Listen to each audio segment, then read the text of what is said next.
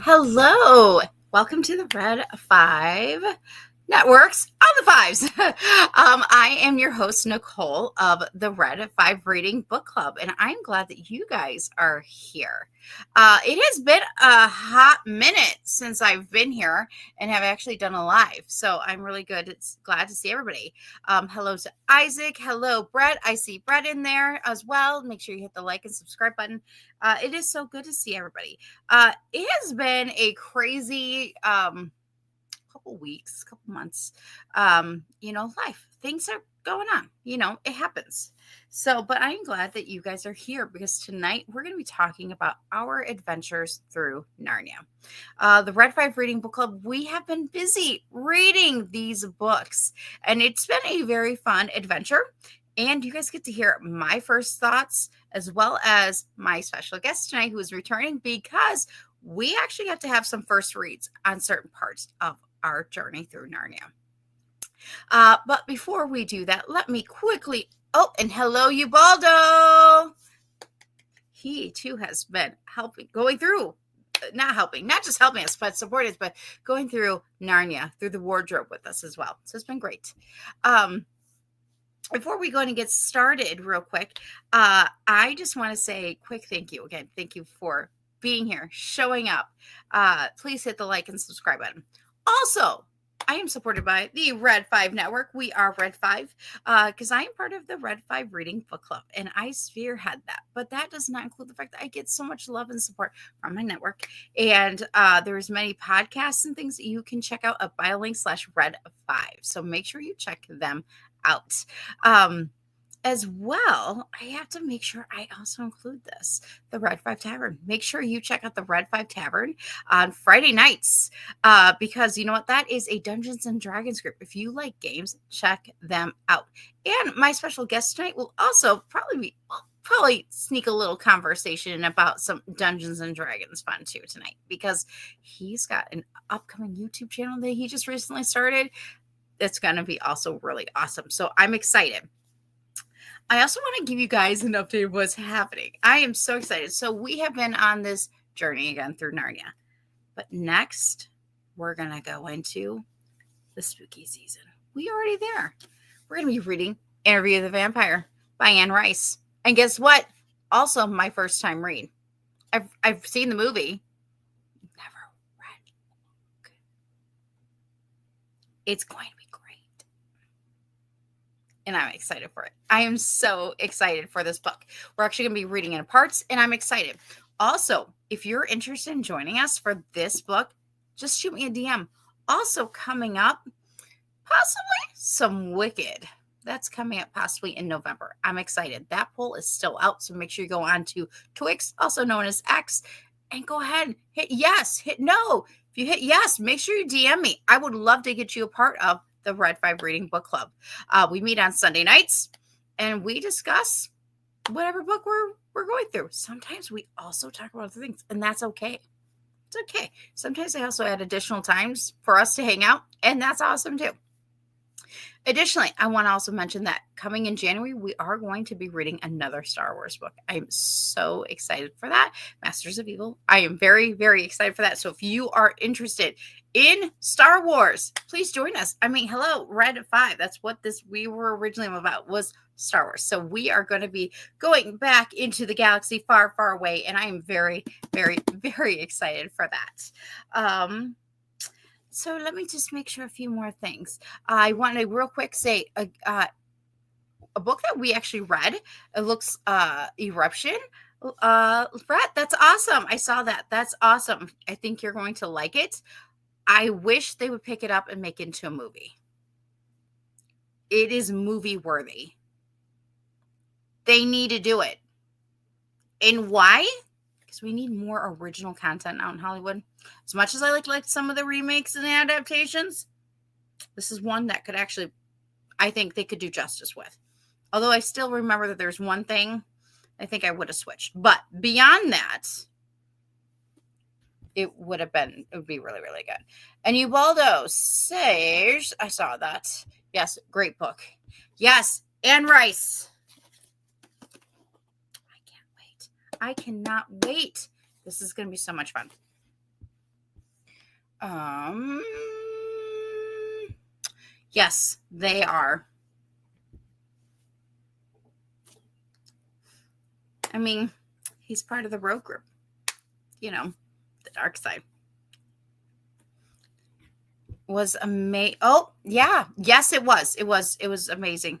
It was really good. I really liked it. Our group mostly. I think actually everybody liked it in our group. I just don't know if everyone was like giving it vibes, if that makes sense. I think we're like 3s, 4s, somewhere. So, anyways, without further ado, it is time. We began this journey originally back last year. When we started talking about C.S. Lewis having a space trilogy. What? And then it became, well, if we're into the space trilogy, we've got to do Narnia.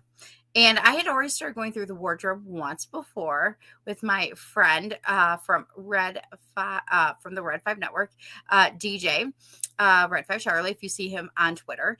And so we had started, but we never completed into the wardrobe. And while I had grown up knowing,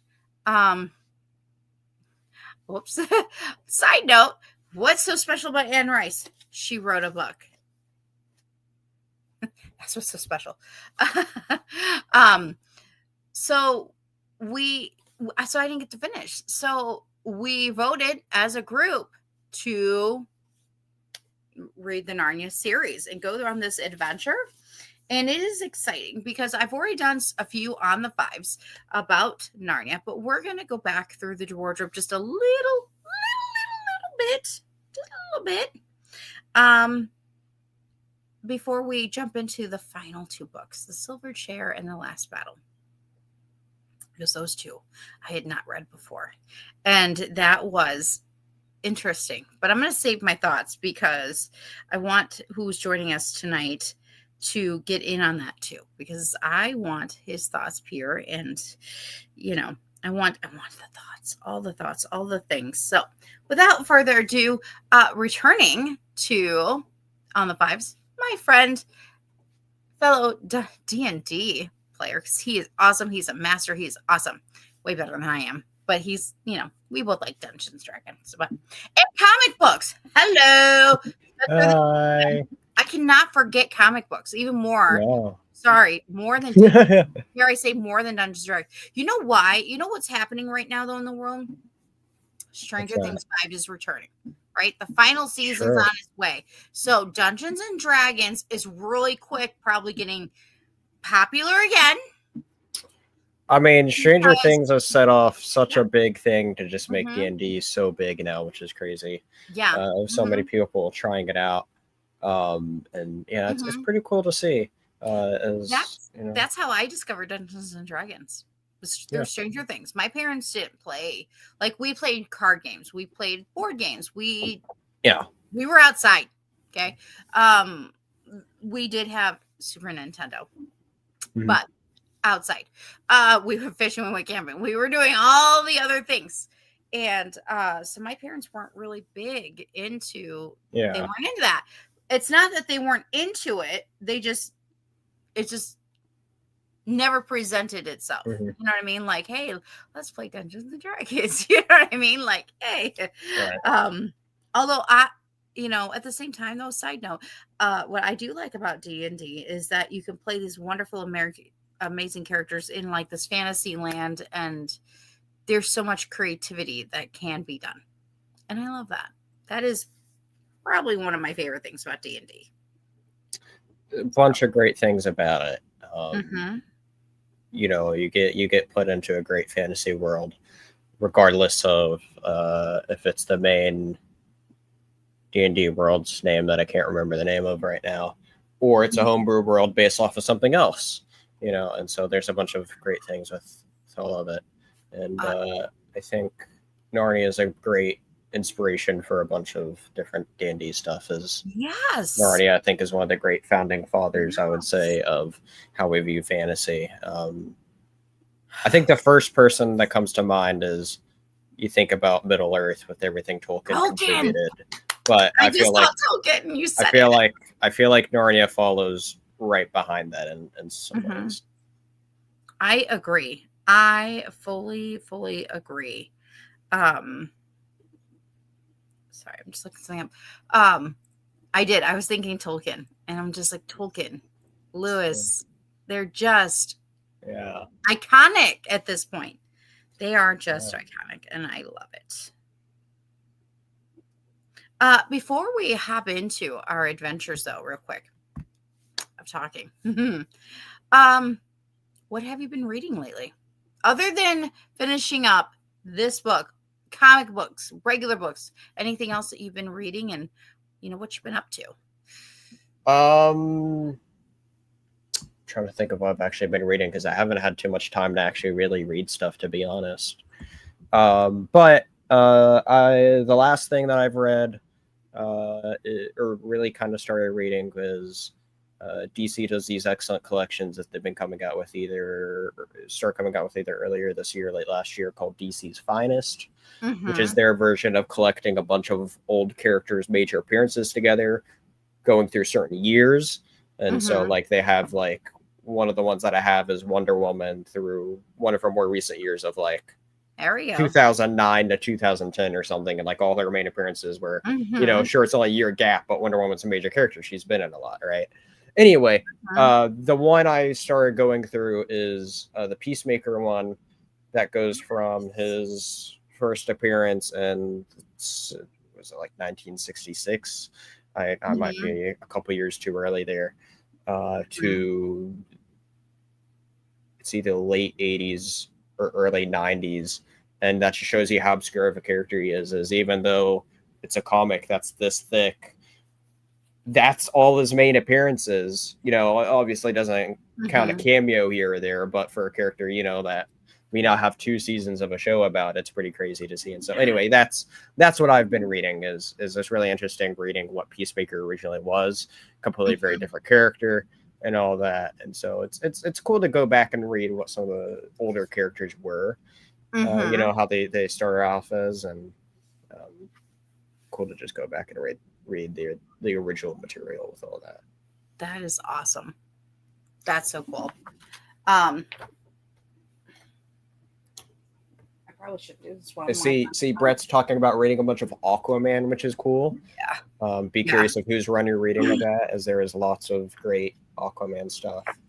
And Ubaldo says he's been reading the new Batman comics and Batman Resurrection. That's awesome. The Resurrection's the book, right? The book, I believe so. Yeah. And again, what you said about Brett. Sorry, I leaned out, y'all, because I was grabbing these, because as dorky as this is going to sound, thankfully, Spencer is very kind and doesn't care that I like Disney Marvel, okay? I've been reading this.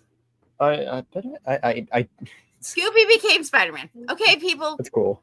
Okay, these are, don't ask me why. They're one-offs and I like them. But then I got started on this, and now I'm like, now I'm in a series again, and that is about Scrooge McDuck. And why do I like this stuff? Okay, my friends, it's because of the kind of art that's in there. It's more like the original looking, which I love and I appreciate. Okay, you guys don't even like look at this. Look. Oh my gosh. Stan Lee would approve, okay, people? It's great. He would approve. Great homage there. Love this. I like look. Oh my gosh. Trust me. And Spencer has been dealing with me probably this past year all on about like the various Disney classic crossovers with Marvel, but because I just love them. I love how they look. It feels nostalgic and so forth. Yeah. Goofy. Yes. I love both Disney and non-Disney Marvel. Yes, me too. I just mentioned it. I mentioned the Disney because it's classic Disney. And I know we're not here to review this tonight because I don't think he has this one yet. No, you pulled that up and it took me 30 seconds to think about if I did or didn't buy that one. This is like that one series that when things get rough, like this is what I want to read. I want to read, and I get it. I could probably just pick open. I know plenty of books also, but sometimes I don't have time to sit down and read a full book or read a full chapter, and I just want 5 minutes of. And sometimes that is with this type of comic book. I love to meet you. Oh yeah. Michelle and Natalie are awesome from Force and Light. They're wonderful, wonderful, wonderful. But without further ado, we're going to get into it. We're going to go ahead and get started about talking about our adventures through Narnia. Do you think I even spelled that right? Narnia business. No, that Narnia has another N. There we go. See, friends, this is live. We just do live. We do things. We're okay with each other. It's all good. We're great. We're great. We're great. We're great. Adventures through Narnia. If I can get my hands to work. There we go. Adventures through Narnia. Hey! Again, actually, Spencer's already. Oh, hello, Andrew from Science Fictionary. Hello and welcome. Shout out to Andrew, who hold on. I swear it's here somewhere. He sent a bunch of awesome, cool stuff. Some stickers and stuff. Look at that. Look at that. Also, there's something else that I thought was right here, but I don't see it right here. Andrew and Marisha, they have just beautiful, wonderful hearts. They are so kind and so good. Absolutely. Here it is. Got a cool postcard in the mail. Look at that. Oh my God, that's awesome. So there. That is so cool. Okay, Thank you, Andrew. Awesome. I love that. That is awesome. But yeah, Andrew and Marisha, they have such beautiful big hearts, and check them out. Science Fictionary. They're wonderful. They're great. And they're also part of the Red 5 Network. So it's so good to see them. I know that Andrew has read the Narnia series too. So not yet. But now I know to look for it. Woohoo! And I'll also check through Grandpa's piles because sometimes he gets mail, and most of the time he's pretty good about making sure I get mine. But, it happens. But thank you. Oh my God, now I know I get something too. Yay! I'm so excited. I am definitely excited for that. Something to look forward to. I love snail mail. Just so y'all know. I do. I love snail mail because there's something about some special. So, anywho, getting back to it. We began this adventure off beginning with the Magician's Nephew. Now, you and I had 2 reads that were the first time reads, right? Or is there more for you? So when I picked up the book, it's that big collection with like the movie cover. And, that's what I read through because I already owned them. I didn't feel like buying, spending more money on, the box set or whatever, even though it's a really nice box set, I understand why you did. Point is, I got mine gifted to me. So to be fair, better. Never mine mind. was gifted to me years ago, and I hadn't read it because I had bought the original big one. Yeah. And I felt like it was overwhelming, which is why I did it. Yeah. Anyway, point is, I just decided to read it that way just so I didn't have to buy anything else. Mm-hmm. And I years ago, oh God, I don't remember how long ago it would have been when I first read this. I don't know, maybe late elementary school would be my guess, like 5th grade or whatever. I think is probably when I first started trying to read it at one point. Like over the summer or something. But anyway, point is though, is I've dabbled in it before, and I opened it up to find my bookmark within the first couple chapters of Lion, Witch, and the Wardrobe, which means I once read through Magician's Nephew. However, as we were reading it, I didn't actively remember anything of what was going on. But as things were happening, you'd kind of I'd read a chapter, and I was like, I kind of vaguely remember something like that, but vaguely, not remembering it well. So, so technically I've read through one of them before, and then obviously I knew the story of Lion, Witch, and the Wardrobe through the movie, which I think it was a solid adaptation overall. you know. Mm-hmm. So, but other than that, that's all I really was new. Mm-hmm. And see, for me, for the most part, other than The Lion, the Witch, and the Wardrobe, the other ones, except for two, the last two, were all second time reads for me. And I think the one thing I kept saying, and there might have been, I can't remember if anybody else said this or Kim said this, but like when you're reading through the Chronicles of Narnia, you can read it the first time, the second time, the third time, and you're going to pick up on different things at different points, or things are going to pop out that you didn't notice before, and that is kind of like one of the fun things about Narnia. And The Magician's Nephew, it has a special place in my heart. One, for those who don't know, one of my nicknames is Polly. DJ Diggory. That's one of his nickname for me is Polly, and his is Diggory for me, and to him. And because we really saw each other, like our friendship was just very Polly and Diggory. It's a certain thing, and we get each other's quirks. And so the first time I read it, I just was like, oh, this is so cool.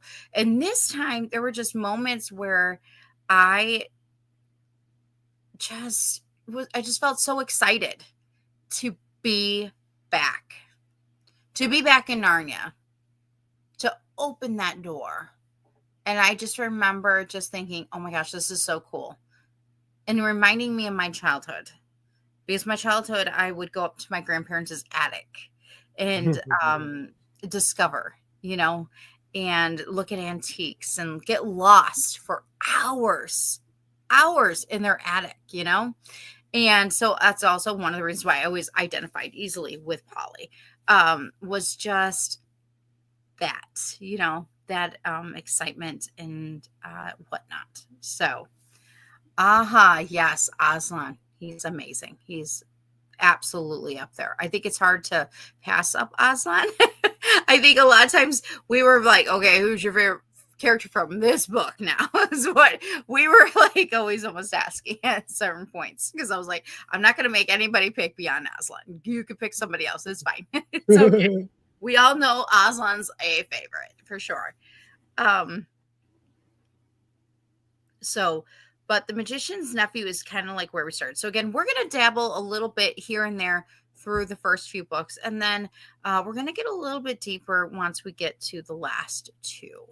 Because again, this is not your first time. The last time you were here, we were talking about Prince Caspian. So yeah. We have already talked about these books a little bit. So not just a little bit deeper. So, but we're going to just go back through a little bit and have some really good conversations. So, The Magician's Nephew. Not technically the first book of C.S. Lewis's. It really was actually done later as a prequel. Overall thoughts, feelings, even now that you've gone through it all. I definitely enjoyed it overall. I think I'll admit that there's some things here and there that definitely didn't click for me, but overall it was a journey that I enjoyed, and I'm glad I went through, and I think it was cool to explore the world of Narnia and the world building, getting deep into the world itself, because I love a vast fantasy world, and that's always something that inspires me, is looking at how big these worlds and stuff are. Mm-hmm. And so overall I enjoyed it all, and I'm excited because when we finish our conversation, I can't wait, because we're probably come back to The Magician's Nephew just a little bit. Yeah. That one was really interesting though, like in particular, especially looking back on it is. I mean, I think I can say this about every one, where each book wasn't really like any of the others. Each one felt distinct in their own way, and so even though there's 7 books, it was 7 completely different books, even though they're all within the Chronicle of Narnia. And so but that one was really interesting in particular, and it felt like, to me, that book for the longest time felt like The Odd Child until the last one, which I know we'll go back get to here soon. But yeah. I know for me, when I look back again, just rediscovering the excitement I felt originally. And again, I'm such a nostalgic person. I love nostalgia. And just just to be back in Narnia and the excitement of finding the clues that maybe I'd seen before. Of course, and my one of my it's gonna sound crazy. It's one of the final moments, and that's realizing who Diggory is. Still one of my favorite moments because when I start reading Narnia, I'm like, I know who that is now. Like I know who the professor is, and there's such an excitement to know that that Diggory is the professor and that his character is kind of moved on. And that was so exciting for me. I was extremely excited. Yes, Jadis. Oh, hold up. Sorry. There we go. Jadis is also pretty great. Yes, Jadis is very, very interesting, which we will talk about when we get to The Lion, the Witch, and the Wardrobe a little bit more. Although technically she starts off in The Magician's Nephew, though, too. As Yeah. the White Witch. Yeah. I'm very curious, though, Spencer, because you love villains. Where does the White Witch, Jadis /Jadis, where does she rank for you? Like, or not even a ranking thing, how do you feel about her as a villain?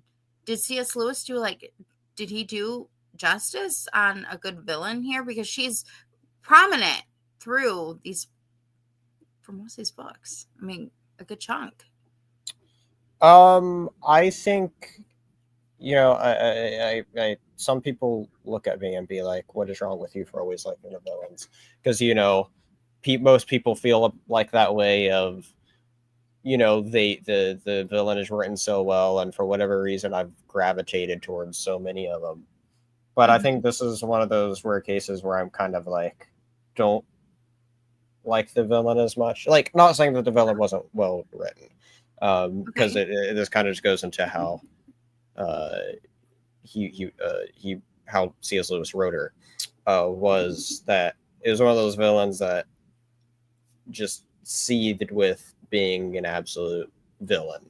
Having all those evil traits and everything, where it's just like, Mhm. generally have any likable traits for me to really latch on to really like as a villain. I felt like, and so is one of those villains that I just like. Yeah, I don't like you. You just go. You know. So. Is this like the one time like you kind of rooted for the heroes instead? Yeah. Compared to a lot of things, yeah, those things are, I guess, kind of more rare. With Interesting. outright. Yeah, like, there's, like I said, I just love to be a good villain in a lot of places. Mhm. This character, like I said, it wasn't bad. It was just one that I was like, it's just written so evil, it's just and unlikable. That was just a douche. Where it's like, you know what, you can go to. Mhm. I Yeah. mean, yeah, she was just written to be a complete douche. Yeah. Brett says she's a very self-serving type of character. Agreed. I think Yeah. that's what I like about her. Yes, but I think C.S. Lewis really did not want us to Yeah. like her. Why? Right. Because evil's evil, and Yeah. I think he I wanted think us to know that evil mhm. can be sometimes pure that's evil. that's an important thing, right? You You look at know? somebody like Joker there, and his whole thing is like, he has this likable quality about him of how he presents himself and his Correct. theatrics and all this great stuff. Mhm. And it's like when you look at the villain of like the White Witch, it's like she really doesn't have anything like that. Mm-mm. And No. it's just straight up, she's Mhm. just evil. You're not supposed to like her at all. Right. Uh, Like even although in the beginning, like with between the first book and then the second book with which we'll be talking about, The Lion, the Witch, and the Wardrobe with Edmund, mhm. there is this initial like mesmerizing something about her, right? because sometimes it feels good to do bad things, right? That's, Right. that's the part of it. But it wasn't that they were doing bad. They didn't really know they were doing bad, but there was an aura about her that I'm not going to say the word is attracted, but I guess it is attracted them. I mean, we're not talking about that type of attraction. We're talking about like this innocent, like this feeling, this pull, you know what I mean, Yeah. to that. But Jade is still, again, C.S. Lewis definitely wrote her to be pure evil, not. 100%. And it's odd because there are other villains that I absolutely love to hate. Yeah. Absolutely love to hate, like Cruella. There's not a lot Umbridge. of them. Yeah. I have a few of them that I just love to hate. And it's, but when it comes to Jadis, I just don't like her. I just don't like her, Right. and but again, it is well written to the point that I don't like her, and I don't like to love to hate her either. So actually, kudos to C.S. Lewis. Like that's what I would. Yeah, Yeah. that's exactly who. Yeah, I would like to. Yeah, he wrote her well. Final thoughts. I know we're being short and sweet because we've actually already reviewed some of these, so we're just kind of dipping our toe a little bit in each of the Narnia pools here, so to speak. Final thoughts before we go on to The Lion, the Witch, and the Wardrobe. It was just an interesting start. I think it's one of those that I think looking back on it, I kind of have probably a little fonder memories of seeing its importance versus knowing its importance versus when I first read it, where I was like, okay, not what I was quite expecting from our first book, I guess. But right. I think especially as I kind of touched on earlier that after reading the last battle is it definitely kind of makes you look at it, I think, in a little bit of a different perspective. So. I also want to mention one more character before we move on, because in the first book, well, technically it's not the first book. Okay, we know. Don't come after me. Don't come after us. It's because we did it chronological, not by publication. I want to make sure that I mention that we also had Charn. Okay. Oh, sorry, not the city. I'm sorry. I just totally like blah, blah, blah, blah, all that. The first book, or sorry, not the first book. Sorry, again. We had the character. I'm drawing a blank. I want to say it's the chauffeur. He ended up becoming the first king. Oh yeah, I don't remember his name, but yeah, I'm terrible with names. And he was so good. And I remember us talking about it. It was one of these where like, this is such a minor character, but he was written well. And then he became the first king of Narnia. Yeah. And it was so neat. It was like, oh, okay, this is so cool because of his goodness. And it was a nice contrast to the White Witch. And because it was just a nice contrast, and the excitement I felt when he became King of Narnia, and then as well as again finding out about Diggory being the professor. Yeah, that still blows my mind because I remember the first time I read it and going, like, I felt like I had a secret told to me, like how many times have I watched The Lion, the Witch, and the Wardrobe? I don't know. Okay. It is over a dozen because I grew up with a cartoon by the BBC. Okay. Yes. I did. I loved it. That one. Don't ask me why. I did. Was it good animation? No. But was it absolutely awesome? Wonderful. Great. Love it. And then of course, watching the Disney one all this time, and then all of a sudden now going, oh, that's who that is. Like the first time discovering who that is, and that moment that moment still happened for me. first, it wasn't as like this time, but it was like so good. You know what I mean? I was like, this is so good. I love knowing this. I love knowing this really cool fact. Absolutely. So moving on to I think what is known as the most popular one, The Lion, the Witch, and the Wardrobe. Also, special note, we know, actually, I do believe it was Andrew Mersch that was actually on with me when we actually covered The Lion, the Witch, and the Wardrobe. With this particular book, in some schools, this was on reading lists. Now, it was not on my school's reading list, but several people had chimed in during our live stream and had said that was on like their school's reading list. So I think that also plays a part why people know that more. But I also think it's heavy, but it's done in such a way that it doesn't feel heavy. Does that make sense? Yeah. It's so good. So, takeaway, favorite characters or favorite overall thoughts? Oh, I mean, it's such a good iconic one. It's I know. I mean, for me, I've watched the Disney one a fair handful amount of times. I remember watching that one a lot and really liking that one, and that was my main exposure to Narnia and why I wanted to go into reading the books.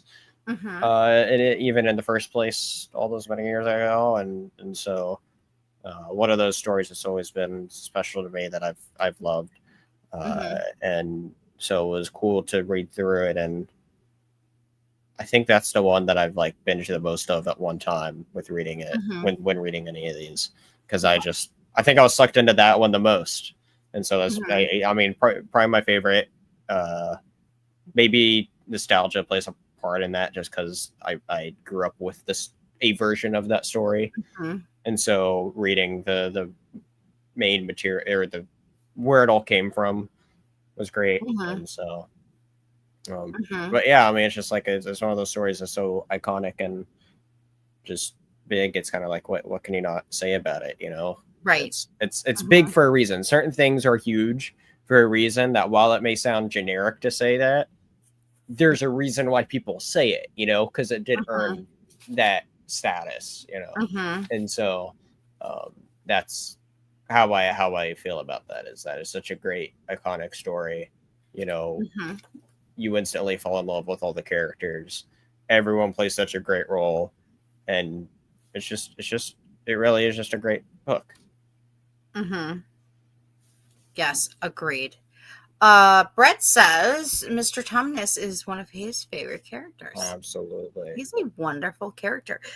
Spencer, do you have a favorite character from The Lion, the Witch, and the Wardrobe other than Aslan? Okay, you're off for Aslan and Jadis, okay? That's Aslan's the easy answer. He's the one line that's throughout the whole series that always stands out the moment, in some of these later reads, whenever he pops out, I would remember think, holy cow, it's Aslan, and just yeah. And so but anyway, I'm trying to think. Probably Peter or Lucy, I think, are probably the two that stands out most to me. But I do really like Mr. Tumnus. I love Tumnus, and I love the friendship between Mr. Tumnus and Lucy. I do like that, and I love Lucy. I feel like Peter is probably the one that kind of resonated the most with me, and kind of a bit. And so I would say reason why, or just... I mean, part of it just him being the older brother and kind of certain feelings and stuff, and especially with him being the oldest and kind of where I am in kind of life right now, and there's just some reasons there, that I feel like kind of thinking back on it, knowing where everything goes within that, like kind of make that sort of thing, especially with where we see how another character doesn't appear later on, and I know. And when then we have we're gonna talk it. I was gonna say but I'll just keep it there brief, that as far as that goes. So, but I think probably now that I'm talking it out a little bit more, I think Peter would be my one pick. That's sweet. Love that. Seems these That's great. my I always understood Lucy, but I was this youngest, but I was only one of two. And Lucy, I've always understood her since forever. I feel like I grew up with her because again, I started watching Narnia since I was a little kid. But so interesting because certain supporting characters always hit differently with me. And in this case, it was the Beaver family. The Beavers. I remember Kim and we were like the Beaver family. We were both like the hospitality, the this, the that, like the Beaver family resonated. Why? Because there's just certain elements of kindness and goodness that shown through them and authenticness, and that's what I absolutely love. And the same reason why I kind of like Lucy. There's a certain type of kindness, good to her heart, that shines through her, as well as innocence. And we need to have a Beaver family sitcom in the style of, oh my gosh, kind of like, and like, you remember Dinosaurs? I love dinosaurs. Oh, yeah, it's like that, but with the Beaver family and and Narnia, whatever. Anyway, there's my pitch to, I don't know, Netflix, I guess. Side note, away from Narnia, real quick, from Brett, he says, "Of Mice and Men" was one of my favorite school reads. I think the last time that I read it was 23 years ago. Oh, cool. Spencer, did you ever have a favorite school read? Did you ever have a favorite book that you read? I'm not sure about what my favorite one would be, but I can tell you the one that's the most relevant because a lot of people bring it up is 1984, and that's I'd say that's the one that's probably stuck with me the most because of its relevancy with how much people do bring it up. This is perfect timing. I'm going to mention another side adventure, and then we're really going to get back into Narnia. So 1984 and one of my favorite school reads, To Kill a Mockingbird, have both been at some point in our country or around the world, been on the banned book list. And this week is banned book week. Oh, yeah. I am for banned books. Why? Because you know what? It's important to read. And to have books like 1984 banned, hello, no thank you. Not good.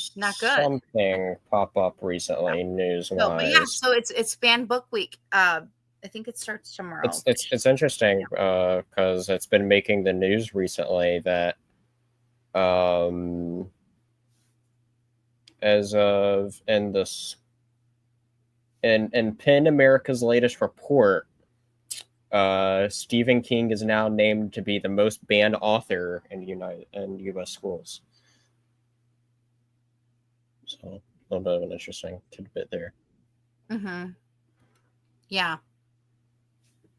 Hold on, I want to see something. Yes. That is, yeah. Well, okay, so I kind of can understand. Okay. We could totally talk about banned books all day, you and I. I know it. We would have a great conversation. I think you had me on a year or two with to talk it about. because there is, you know what I mean? Like, I get rated books that could easily be rated He X. is very much an adult writer that deals in very heavy stuff, and you see that across. I think it even shows with his adaptations, especially the ones that are, he's such a big writer. We have so many adaptations that are ranging from terrible to great, but I think you kind of like tell why in a bunch of those. Yes. So leave it to Beaver, but with Narnia characters. Exactly. Great. Yeah, that's what I want. Yes, there you go. Leave it to Beaver. So, thinking of Narnia, we're going right back there because, again, we could easily talk about banned books all day, easily, or all afternoon, easily. Lion, the Witch, and the Wardrobe, obviously, it is probably the most popular. We've seen it. BBC, Disney made a movie. We have an animated cartoon. There is a bunch of various things with The Lion, the Witch, and the Wardrobe. Easily, probably again, it was just such a wonderful, wonderful read. Which leads us, though, to our next book, The Horse and His Boy. Now, this book, I can understand why. It is one that gets missed when it came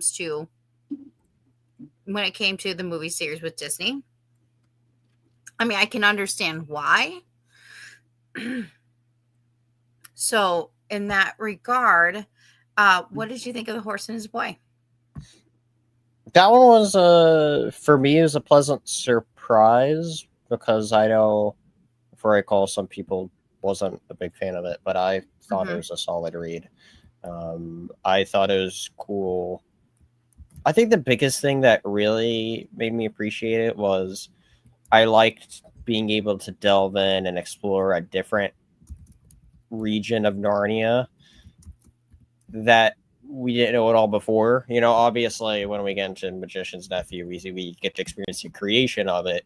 But I feel like where they are is it's like you're just in the early versions of the lands we kind of already knew, you know, from Lion, Witch, and the Wardrobe. And so for me, I thought it was so cool to actually be able to explore a whole different region, right? When we see that map of Narnia, we see there's regions north, south, and then the Big Sea. And, you know, it's great that it was the first book to really get to explore one of the regions that wasn't that main central one. And so that's what stood out to me. You know, really setting up some stuff there. And I thought it was it was definitely the one that that felt like a side story of all of them, but it was a side story I still enjoyed. I enjoyed the characters. I enjoyed what it brought to the table. And, you know, I thought it was just a fun story that was like, you know, sure, it doesn't have any of your main characters. Well, except for one. But, like, you know, sure, it doesn't have any of the main characters that you follow usually. But it was still a great story, I thought, in Narnia still. Right. So The Horse and His Boy, for me, I remember the first time, my situations have changed, right, in my life. And the first time I read this, I was going through a hard time, going through a very interesting time in my life. And so The Horse and His Boy really touched my heart in a way that I didn't know how to explain. It just made me emotional. It really just hit home. And it deals with some extremely important topics that are still as important as they are today. And C.S. Lewis talks about some important topics in regards to age gap. We'll talk about it. I don't mind at this point. Age gap, marriage. At one point, you know, society did, you know, marry off women the way they used to, you know, arranged marriages, and they didn't care about age gap at the time. He addressed that. He addressed even somebody considering doing something to themselves that thankfully through the story they didn't, and that is to commit themselves. Right. And I remember the first time I read this book, and this is a couple years ago, I remember going, I'm sorry, say what? Like, I was not expecting it. I was incomplete, because you go from this, right, from the Magician's Nephew, which is this fun fantasy going through like discovery, and then you go to The Lion, the Witch, and the Wardrobe, and again another discovery, but it's more there's this other fantasy to it, and then all of a sudden, boom, number 3, you are hit with like realities, but it was done so delicately, with respect and love and kindness, and it showed how a character persevered, and there was hope and there was faith, and I think that's what really drew me to The Horse and His Boy. Yeah, I can't say it's my favorite, but I will say it is definitely up there for its own reasons. it deals with delicate situations, topics in a respectful way. And that's important. Without also shoving it down your throat, if that makes sense. You know, sometimes Yeah, writers will do it in a way that you're like, no thanks, we're done here. that's that. You You know know, what I that mean? brings up. Yeah, that brings up. I think a Mhm. great point to kind of, that with these books is there's the different layers that you can look at it on. Mhm. For me, I'll be honest, I was looking at it a lot more of a surface level of just you Mhm. know just kind of taking a lot of things for as it is, because there's a bunch of connections that we've went in deep into book club, Mhm. Yeah, more of everyone else in book club, right. And that's of okay. certain yeah, and point is, as I was saying though, is there's certain connections for people who you know Yes. feel the words are hard for me right now. You're um okay. You're good. I get what you're saying. This so every you might be able to book put it of in better Narnia wording than I'm trying to. does have the different layers. And for some you can go deeper there and deeper there and deeper. is a lot And of others biblical here. Right. connections you can make to it, and Mhm. I'm not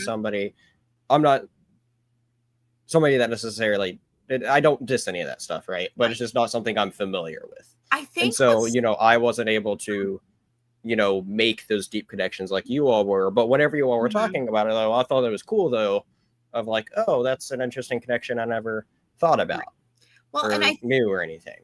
I So feel what C.S. Lewis wanted to do, especially with The Lion, the Witch, and the Wardrobe, I think he wanted to have conversations, but make it so every person could read it, yeah, you know, I and think that's that's what I really think he did. important. Is I think it's important for stories to tell a message, Hmm. but you can't write those stories in a way where the message is too upfront, like it's trying to push Hmm. some sort of agenda, because we see that talk a Right. lot nowadays, Yeah. right? And I'm one of those people that makes the argument, well, stories have always done that. It just happens more now because we get more stories now, Right. I think. Brett says it can be a tough read for C.S. Lewis. Well, he Horse and Boy wasn't necessarily a tough book. Trust me, there is heavier ones that we're going to be talking about. At least in my perspective. And who knows, maybe for somebody this could be a tough read. Hmm. But again, it was done in such a loving, respectful, kind way, Hmm. The Horse and His Boy, that it didn't feel like that. Yeah. It just it it felt like C.S. Lewis was like, here, let me show you hope. Let me show you perseverance. Let me, and it was just like, here. And he did it in just a delicate, wonderful way. And because trust me, when I first read the book, this again a couple years ago, and I remember thinking, like, please don't do this. Like, Yeah. please don't let this character be gone. And thankfully she was not, and that made me happy. And but again, this time around, and I just really that hope and things like that. Um and of course the talking horse. I love the talking horses. And I like Shasta. I liked the various characters in the second book. Um I'm not the second book, the third book. But technically, it could be the third or fourth. I'd have to relook. Sorry, it's publication stuff. We do get to see the pensives again, just for a little bit. They're there for just a little bit, so that's kind of nice, you know. Yeah. Um, Well, yeah. that's what I love about a bunch of fantasy worlds that's Hmm. well made is, you can have these great side stories that still connect some way within the Hmm. world, even though they're Even mostly small. separate. But then, Hmm. you still have that connection that I think is important about, why Hmm. it's still part of the universe and it's just being its own thing. So, yeah, Yes. the world, the I was really happy with the world building in it, Hmm. and I mean, I thought the world building in almost all the Narnia stuff was cool, but yeah, All right, moving along. Prince Caspian. You and I already talked about we this book did, once. yeah. But again, Prince Caspian, I'm just going to bring up The Voyage of the Dawn Treader at the same time. Okay. Mhm. Again, Disney skipped the horse and his boy. Again, I think I understand why. I Yeah. don't think they wanted to present. I don't know if they knew how to present. Well, What C.S. Lewis it's was trying to say yeah. on a family level. Like The how other, you you know, know, it's the other thing with that though, sorry to interrupt, is you that go ahead. It's okay. that's like the trilogy for the main four children Right. there as well. Mm-hmm. Versus, you can look at those and be like, that's kind of the Narnia trilogy, Mm-hmm. kind of, Kind in of. in a way, it's Yeah. it kind of is the best words I think to put in there, like Mm-hmm. there's a way that you can look at that and be like, well, that's kind of a core trilogy, and Right. so. But at the same Yeah. time, I want to add The Magician's Nephew. Oh my gosh. I think Yeah. if I was to add another fourth movie, okay, out of the 6, it would be The Magician's Nephew. For reasons that I because would have. it's that moment that oh my gosh, that's the professor. Like it's just Yeah. okay. But yes. So I'm going to bring these both up right now. Yeah. Because time. I want to make sure we're respectful. Yeah, absolutely. Prince Caspian, Voyage of the Dawn Treader. Oh my gosh. Both again, wonderful books. They were done really well into Disney. Favorite supporting character. I'm gonna say supporting character because I know that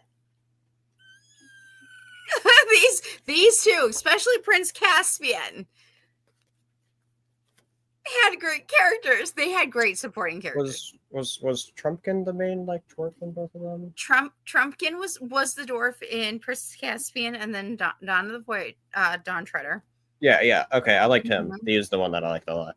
Mm-hmm. I liked dwarves and all that, and so I really liked his character. Yeah.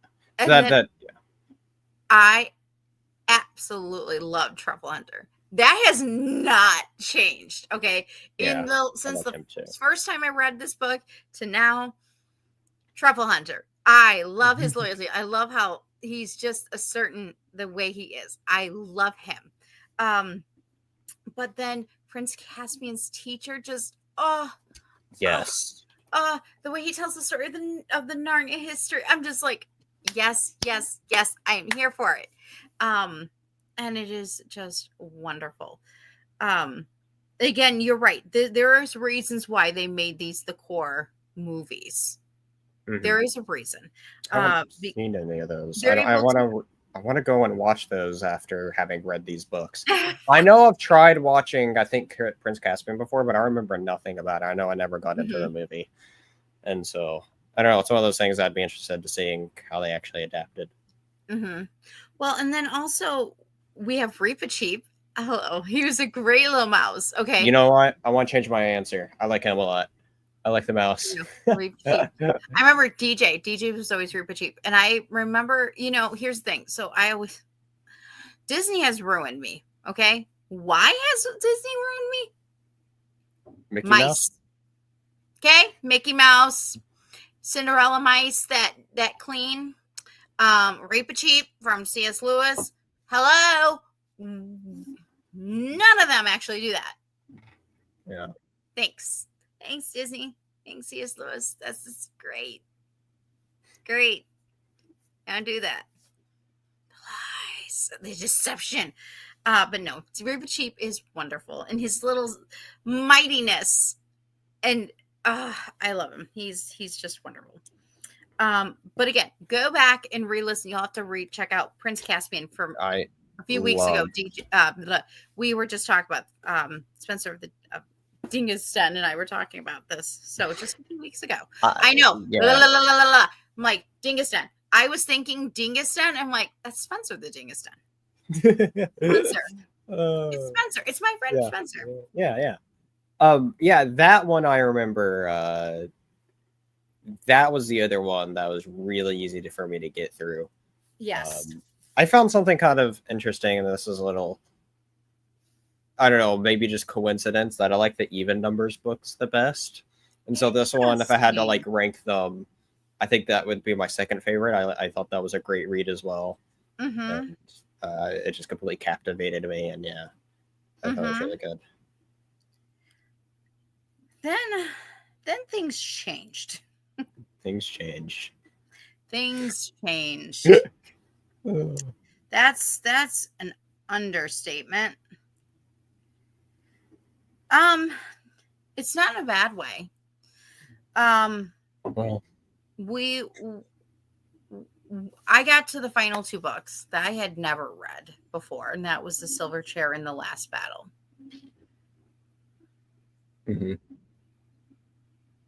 I almost wish Isaac was still here because Isaac really loves The Silver Chair. It's actually one of his favorites. That I really liked it too. I wish I could Yes. have, joined on those, since because I was playing catch up with that. But I remember reading them and I was like, this is great. I was like, I thought, it was just I love the way it expanded the world. I like the story of it. Mm-hmm. It was a story that worked for me a good bit, and I liked how one of the things I really liked about it, and spoilers for it. Yep. But It's up. Mm-hmm. as I say, spoilers about it, But I love how we finally got connected back to the witches or a witch in Narnia and all that. Okay, and I will agree on that. That part I thought Mhm. was just is great. Of there to me is set up in a way where it's like they were the White Witch, as we were talking about a bit, Mhm. was the big first threat of Narnia, and we Mhm. then take all this time off, and then we finally get to see another witch, which Mhm. it's a big thing, and for Yes. me, my only wish for that story is that I wish we could have gotten that story instead with the main Mhm. four to cap off Yes. their trilogy, because I thought it would have Right. been a better bookend, in my opinion, Right. to kind of have that story of of Peter, Mhm. Susie, Lucy, and Edmund going up against this other witch to kind of make it full circle in some ways than Yes. what their other adventure was. Not to say I didn't like the other characters though, Mhm. but that was kind of like my thing. Is I thought that story, I think, could have benefited from that, but even without that though, it's not to say that. That's more of to just say how I wasn't a personal big fan of Mhm. Voyage of the Dawn Treader. Um, Mhm. Silverchair though, I thought was great. I thought Mhm. it was you had some good twists in the story. Being able to explore the whole other region of Narnia, I thought it explored Narnia in some surprising ways, which I'm curious if it also when you kind of get into I'm trying to remember what they specifically called it, but the underground stuff, Mhm. I'm I'm curious if that's something that inspired a big part of D&D lore, where there's a big section thing in D&D called the Underdark that's huge, and Mhm. that's something that we never really got too much with Tolkien Mhm. or anything like that, where a bunch of things are taken Mhm. from. So I'm curious if that's one of the big aspects that like Mhm. Narnia contributed to a bunch of Yeah. well-known fantasy stuff that we know now. And so, but yeah, um, obviously at this point I'm just gushing about how much I actually really like that book. Like 2, 4, and 6 in that order is probably like my 1, 2, 3. Those are the three Mhm. books that I like absolutely like loved. So, Silverchair was the fourth in the publishment. This Sure. actually came out September 7th, 1953. I have to mention this fun fact because it Oh, lands on my grandma's birthday. oh nice. Um, That's cool. so yeah, so for me, I'm like that's awesome. But would I so Silverchair was so interesting because the first half I was like, eh. The second half is when I was like, yes. I will agree it does pick up after that, And but I the still like pickup, what we got. right. And that's where I felt like, oh my gosh. Because all I wanted to do was get to Caspian. And I wanted time with Caspian. I remember in book club I was actually talking about how I really just wanted to be there. Again, we have Eustace. Eustace returns from the Voyage of the Dawn Treader, which is a cousin of Peter, Susan, Edmund, and Lucy. We also meet a new character named Jill. Uh, Jill dealing with bullying and all this stuff, which I understood because I had been bullied as a child myself. I probably always wished I always could go into another land. At the time, I was thinking more like the Wizard of Oz, not necessarily Narnia. Narnia at that point was just animated, well, cartoon looking. stuff. So yeah, for me, Silverchair was it was the pickup when I finally went, okay, I like this. Sure. You know what I mean? Like, I just wanted so much more to have just time with. I'm like, can we just get to Caspian already? Can we just get to Caspian already? Like, my mind was like, I know we're gonna get there, and I just remember thinking, come on. Having to remind myself to be patient. Like, it's okay, it's gonna happen. And then me going, but I want more time. More time. Again with Caspian. But I did like, I did like meeting Jill, and of course we had the Glum, who assisted Jill, Eustace. That was an interesting character. And of course, a little bit of Aslan. Like, it's again, you're right. It does expand nicely. He does do it well. I just wanted more time. Yeah, I think that's completely fair. I think one of the fair criticisms you could say about it is I think it would have been cool to kind of have explored kind of a little more the northern region specifically, because it was very much they went through one area, then they reached the big place, and then they go down, Yes. And versus all the other places you got to spend a lot more time with, being able to explore and whatnot. And I think that, I think that's very fair. I think that's a valid criticism where I would have liked to kind of see some more differences kind of up there in some ways. But that's just really me. Of like, I still really like what we got there, but yeah, I can definitely see that. And we're gonna keep going along because it's time wise. We could be here all day just talking. Absolutely. The final book is The Last Battle. The final book was published in September 4th, 1956. And we come to both a beginning and end. Yeah. That's how I can describe this book. It's a beginning and an end. Yeah.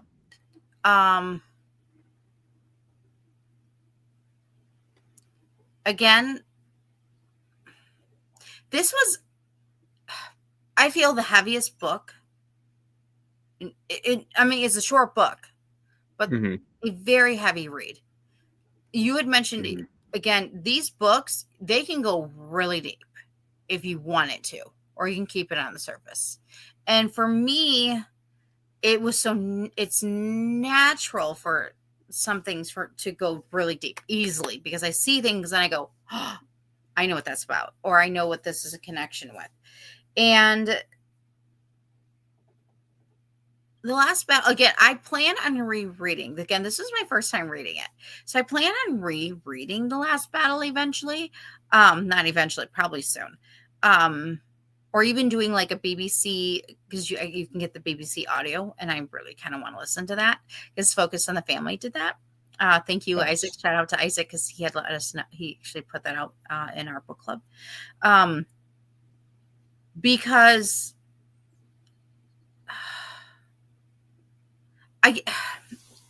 when a book is too heavy, I sometimes kind of pull back.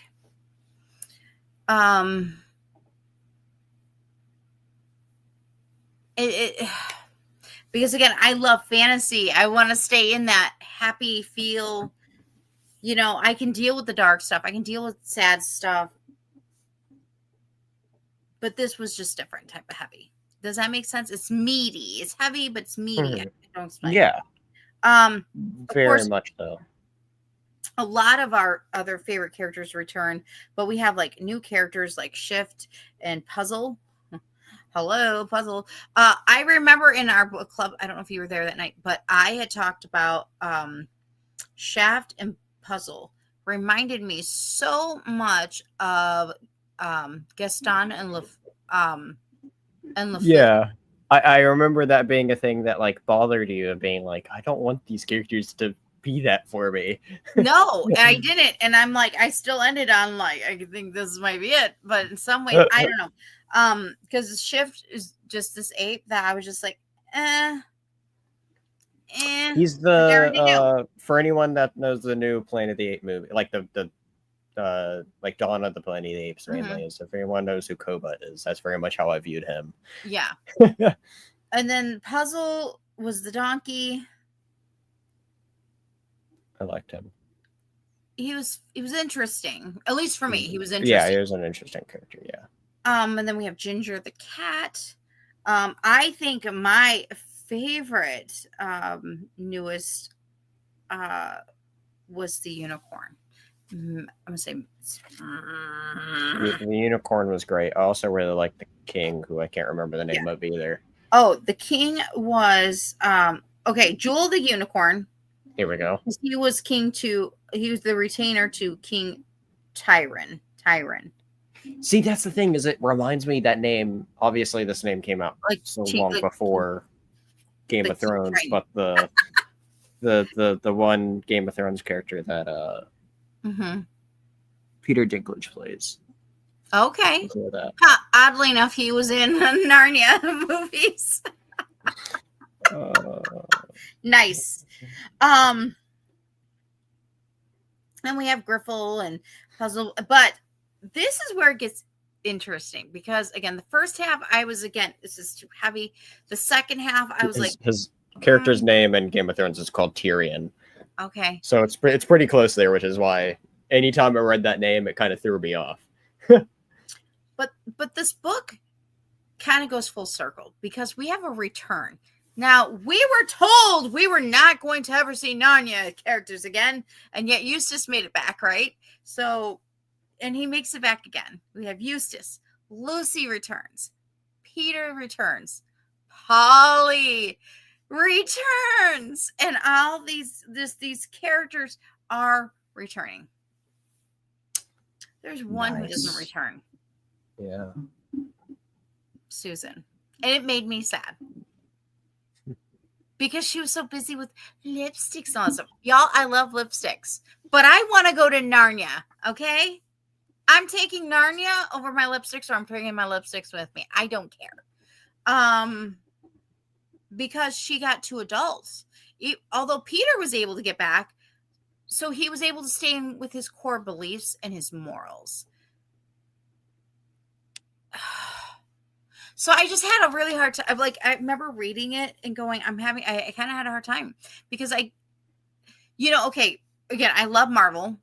Okay. If you're still here from the beginning of the show, okay, I talked about comic books with Goofy now and Marvel and Disney. You know what I love about Marvel?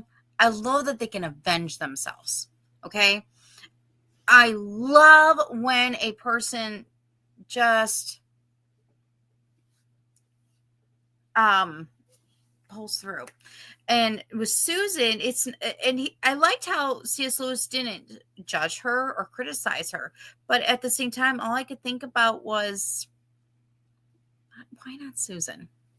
Where's her like aha moment, and she gets to return into that promised land, and that's what's heartbreaking, because I want her so badly to go. You know what I mean? Yeah.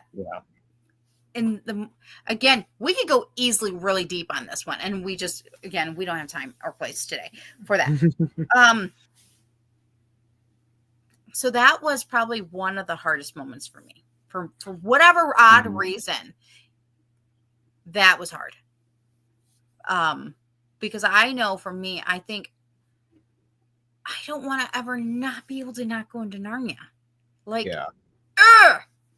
Come on. It's one of those things I think it's just about how, at least how I interpret it, is just how people can, just grow out of things, and change in that. Absolutely. It's all those things. Absolutely. But then there's the other perspectives. Right. And there is that perspective of me like, no, you want to be able to go to Narnia. No. Like, and I just want to be like, dear Susan, you want to have coffee? You want to have a cup of tea? Can we talk? Great. Meet me, okay? Bring your lipstick. It's fine. But we're going to Narnia. I just want to grab her out of this. But then, of course, Polly's here, and that made me happy.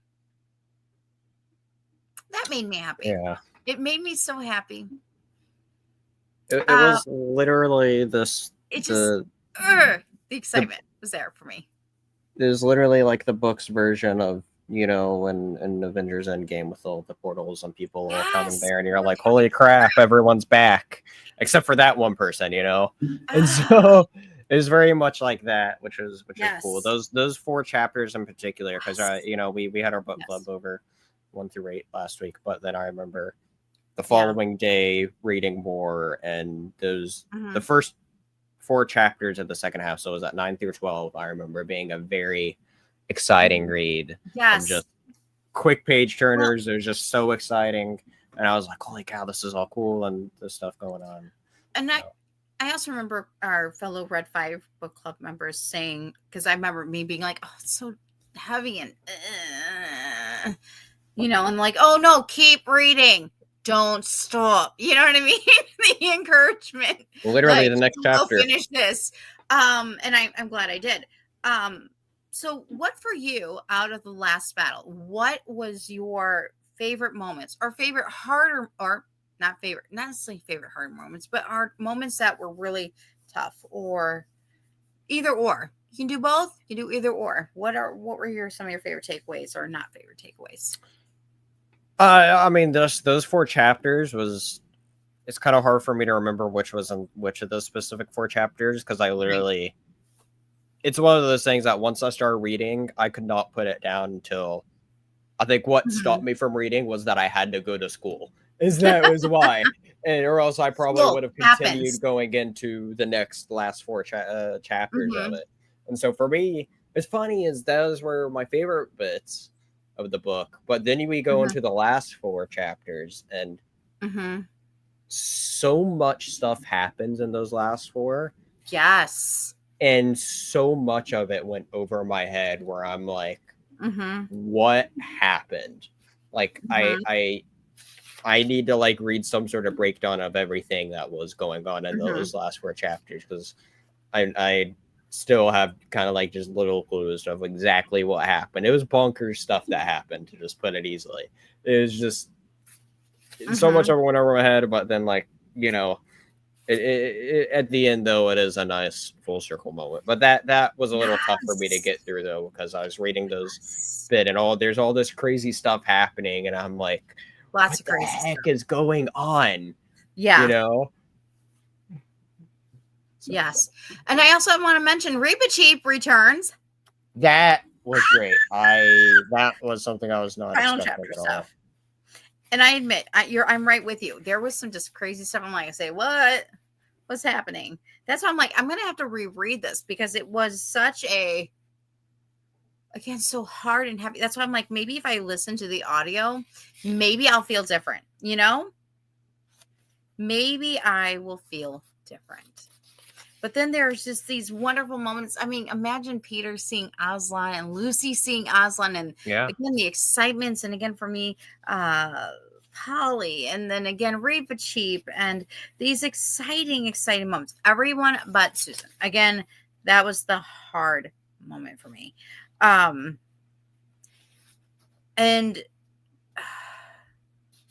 again, this book can go so much deeper if you choose it to be. Okay. In book club, we did both, we try to be respectful to everybody, and that's important. Extremely important. Because again, I think that's how C.S. Lewis also would want it to be. I think he wants to make sure that his books are enjoyed by everybody. If somebody wants to read his books, that they can, and that they're going to enjoy them, without feeling like, but again, full circle moment, because again, at the end, everybody's coming together, as you're saying, as you've mentioned. And again, Polly is there, and it's just full circle. And this, basically, they're going back to the beginning. I love it, because it ends with, Now at last they were beginning chapter 1 of the great story, which no one on earth has read, which goes on forever, and every chapter is better than the one before. Like, C.S. Lewis. Like, even the final line is just that was a chef's kiss moment. And then calling it a dream, because I don't know if you were in book club when I mentioned it, but and I can't remember if it was this book or Silverchair, but I had said, it's really nice is that we can go to Narnia anytime. We can go to the wardrobe. All we have to do is pick up a book and open it up and read it. That's all we have to do. That's all. And that's wonderful. And I think that was the other thing about C.S. Lewis. I think that's what he wanted us to know. That if you want to go there, all you have to do is pick up the book and read. Right. Yeah. Or in our case, more modern day, where you can now listen to audio. At the time, they couldn't do that. Okay. When C.S. Lewis was writing these, you couldn't do that. But now you can. And that's wonderful. Sidetrack, and then we're going to start wrapping it up. Brett says the Netflix version of the Chronicles are going to be terrible, but I will give it a chance. I agree. I have low expectations, but I am, even though I have low expectations, I'm still a firm believer of you can't knock it until you actually experience it. I agree.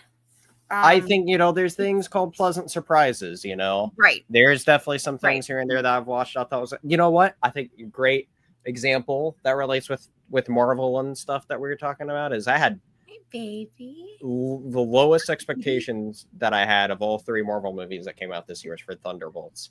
And I think that ended up being the best Marvel movie of the year. My favorite. And I thought that movie was great. Yeah. My favorite this year, Thunderbolts. Oh my gosh, Thunderbolts. Oh yeah, we actually had a watch party for that.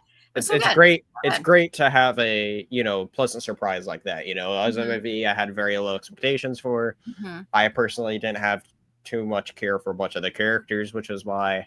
But then I went and watched it, and I'm like, oh, this story that I thought I wouldn't care for at all, I actually really like it. And so, yeah. There's a lot of stuff already going on already. Because you don't want, especially children, when children are involved, you don't want them to feel like they're disliked or hated, because in this case, I don't think it's going to be the kids. I think it's keeping C.S. Lewis's themes and tones, his heart. Okay, let's go there. His heart, his legacy, the way he had it, the way he wants it there. And I think that can be easily disrespected. I said it. Okay. Can be easily disrespected. He's not going to be the first, and he will not be the last author to be ever done that. Margaret Mitchell, Gone with the Wind. She never wanted a second book. She never wanted even another movie. She wanted her copy, or all of her stuff burnt. She passed away. Did they do that? No, they didn't. You know what I mean? So there are other authors where things have happened. Things have happened. Even Roald Dahl was not a very big fan of the movies. Right. Wasn't. There is so there's many other. There's other authors. This is also why P.L. Travers, when she was doing Mary Poppins, did not give Walt Disney the copyrights until until she finally gave in. I get it. You spend all this time crafting something that's special to your own, and you don't want people to portray it in a way that isn't true. It's important that it understands what the story actually is and the characters. And I love this trend that we're getting in some cases, where there's some authors that actually work with as being like showrunners for projects, right, and stuff. The first one that comes to mind that one of my favorite shows that's been going on is on Amazon is Invincible, which is based off of one of the biggest comic books ever, written by Robert Kirkman, creator of The Walking Dead, and then he also created Invincible. His impact is huge. that is awesome. I read that a moment ago. Yeah. But anyway, what I was saying about Invincible though is that Robert Kirkman works really close with adapting these storylines and reformatting it into, from the comic issues into the show and changing stuff around. But at the end of the day, it all works because of how he's adapting it from the comic medium to the other medium and making it, everything be true to their characters and the stories and stuff, which is great. Yes. Yes. But with that, oh my gosh. Again, this is not the ending of Narnia. This is only, as C.S. Lewis says, the beginning. Because we can go back anytime we want to. And tonight we may not have gone through fine-tooth comb to Narnia. But guess what? That's why you get to read them too. And that's what we will encourage you to always do, to read and pick up a book by C.S. Lewis. It is because the Chronicles of Narnia books, they're pretty great. And you'll probably have different takeaways than we do because, again, it depends on the levels are different. Everybody's different. Again, I found myself always saying, man, this book is giving me different vibes than the last time. Or this is coming across different. And I think it's because your life experiences change. Things happen, things change, your life changes. We evolve as people, and I think when you read this as a child, it's different. When you read as an adult, and then when you're old, it's just a whole nother experience. So I encourage you, read through Narnia. Go do it. Absolutely do it. Go through the wardrobe. And with that being said, thank you, Spencer, for joining me tonight. Thank you for having me on. I am so excited. Again, our next book is Interview with the Vampire. Woohoo! I'm so excited. By Anne Rice. So you guys are all invited to join the Red 5 Reading Book Club for that.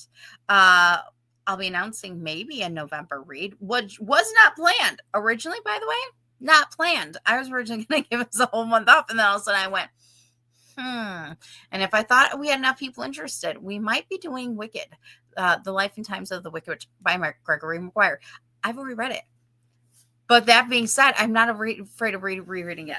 And then again, Star Wars coming back in January. Excited for the Masters of Evil. I was going to say Universe, He-Man. I'm here for more. I came so close to going He-Man 1980s. People, we're going back to the 80s. No, we're not. We're gonna go back to a galaxy far, far away. December is still open there, so feel free to DM me. But Spencer, what is going on with the Dingus Den, and how are things over at your new YouTube channel? All right, the Dingus Den, things are going a little bit slower since as of a couple of moments ago, months ago. Words are hard sometimes, people. As of a couple months ago, I put to pause the main weekly Comic Den show that me and Steve were doing, which was what we were trying to do weekly, talk about comics because of scheduling and both of us going back to school and all that. So, we put a pause on putting to that show, and the only comic things I've done since was the Batman issue 1 review with Ubaldo. Yay! And the Batman read-through stream that we did that I still need to split up the videos and put there. It's on my list of things to do that I was just thinking about. And we have something special planned for hopefully have done in time by Halloween to release on Halloween. Nice. Which will be another special read-through that, you were there for that conversation about, possibly doing that. And so that's actually something that I was wanting to try to get into planning this weekend, but then all this other stuff came up. So it's going to be something that I will try to reach out to you and other people sooner than later, hopefully within the next week, so we can figure out getting that done, because it's something I want to get done and make sure it's ready to release on Halloween, because it'll be a very special Halloween release of a special comic read through there. But other than that, what I have been doing is Peacemaker review shows, where I took yesterday off because I was at a con and I was hanging out with a friend. And I didn't know how late I'd be out. So Catch us live this Saturday. Me, Andrew, and we're having a guest on, I believe. Where we are going to be delving into the last 2 episodes of Peacemaker.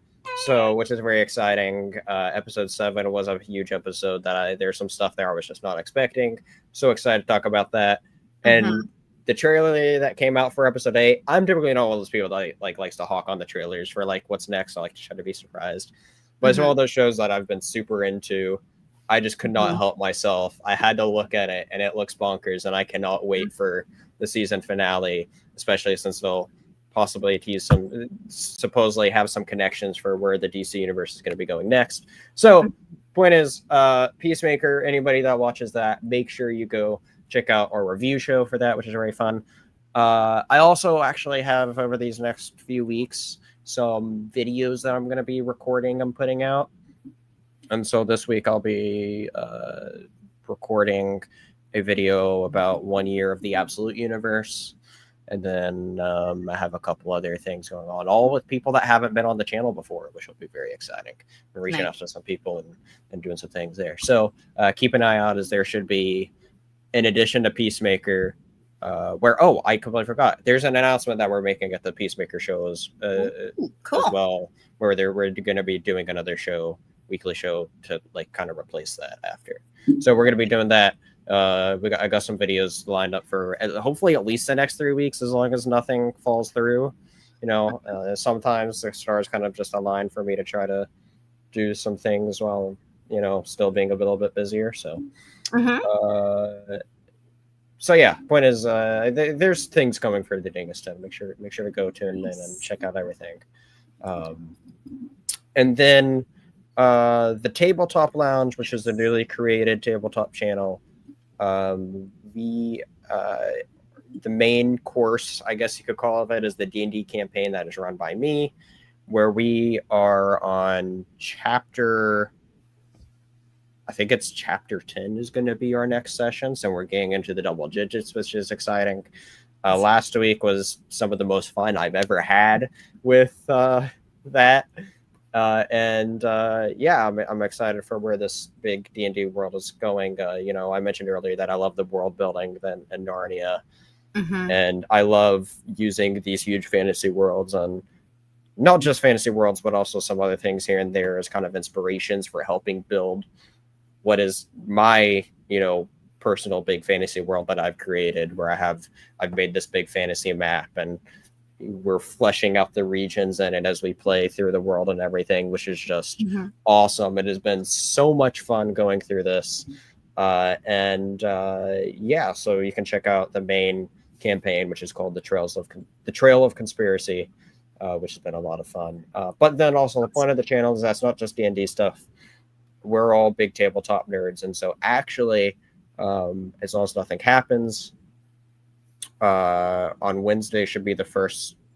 Well, maybe it won't be until Thursday because the thing is being recorded. But point is, later in the week we'll have the first session out of the first game that's happening. That's not D&D, which is exciting. Which is run by Steve's son Blue, who is a big tabletop nerd and has. I think Steve's playing in it, and then a few other people there. So that's pretty exciting. I know. I got to get over there. One day. Don't worry. I have a D&D one-shot plan that I want to convert into doing digitally. So that's something I'm looking into doing. Don't you worry. Oh yeah. I want to so badly. Well, I guess one reason's timing. That time has okay. Yeah. This. No, I think that one shot. I think I'll touch base with you before I actually make the official announcement. But I want to. That one shot's going to be something special that I have. The story's been made.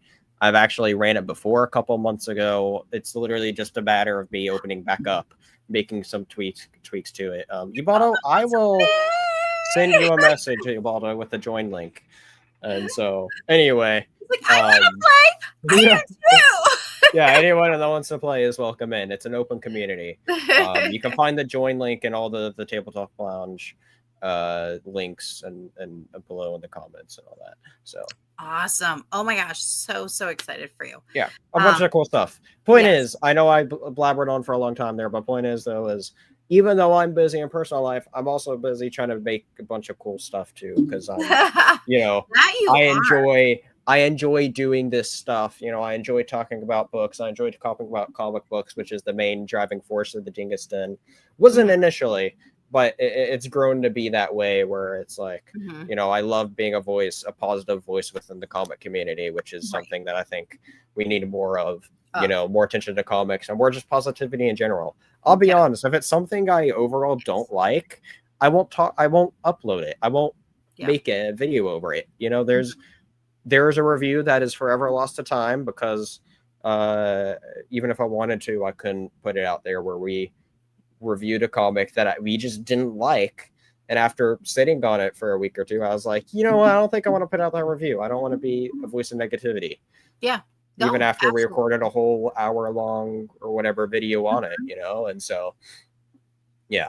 And Brett's, who's never played D&D, it would be a great opportunity for you to come play. That one shot I made, the reason I made it was actually designed for people that have never played D&D to play D&D before. I have. But now it's been a couple. It's been now it's a great. It's I think even if you know how to play D&D, you would still have fun just because it's a one shot. You know, just being able to have fun with it. There's a bunch of things in it to have fun with. And I didn't start playing Dungeons and Dragons until 2-3 years ago. I mean, it was the beginning of the Red 5 Tavern. You know, I was in the first year, that first group that went through. And I remember like trying to figure it out. I was ordering books. I was ordering cards. I'm like, how do I play this? Because I didn't understand it. Yeah. And trying to understand it more and more. And I think when you have a really good, you know, Dungeon master and a good, I'm not going to say completely easy because Dungeons and Dragons, it has to have some type of, you know what I mean? Yeah. You know, it's not gonna be a complete cakewalk, but it's always nice to have like that first one be like you want a good balance, and it's some of those things that when you make these adventures, it's a hard thing to figure out. That even me with doing this stuff, I kind of want to know, you know, trying to figure out was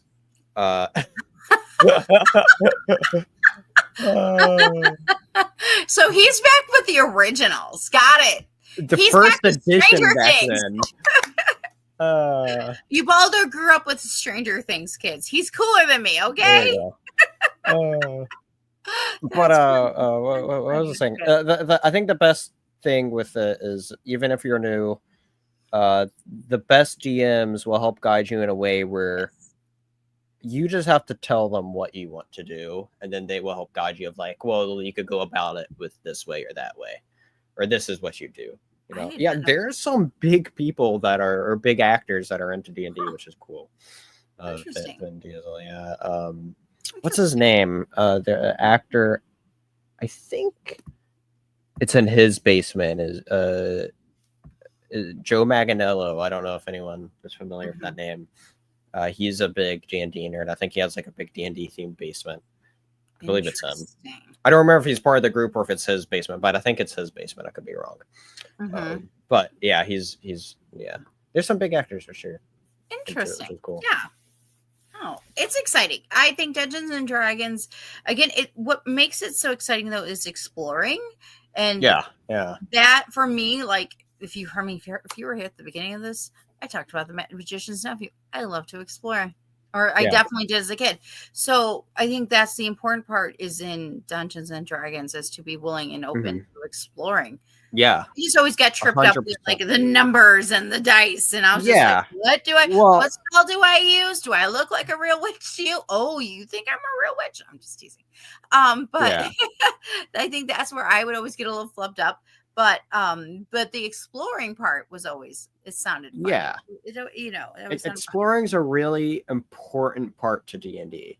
It's whenever you make an adventure, it's one of the 3 pillars. Yeah. Exploration is one of the 3 pillars you need to balance out. The other 2 pillars to balance out is the social parts of it like the people that they're talking with, and or maybe even in some cases each other, how they do things that way. And then the other pillar is the most number related part, is the combat itself, which a lot of people get too hung up on that bit, or maybe get too hung up on another bit and not nothing. But anyway, that's one of the big challenges of creating D&D stuff, is you want to have a good balance of all those pillars, and that's that's the good role to follow as far as trying to make a D&D adventure. Sorry, I have a cat who's being mischievous right now next to me. Elfie has returned, but she's like, here, let me play with a wire. Let's not. Okay? We don't do that. But yeah, anybody who wants to play, all open invitation to play. We're not just D&D, but we're looking to playing other stuff too, having different one shots and stuff, such as I probably won't run it this October. I don't know exactly when I will, but like a month ago I had a very bizarre dream, and that gave me the idea of how I want to base off of that dream a horror themed one shot. Ooh, fun. And so that's not going to be ran with D&D. It's a straight up horror thing. That'll be one session. That'll be a lot of fun. And it's going to be one of those things that people are going to play, and then afterwards, Ubaldo's begging me, pick him.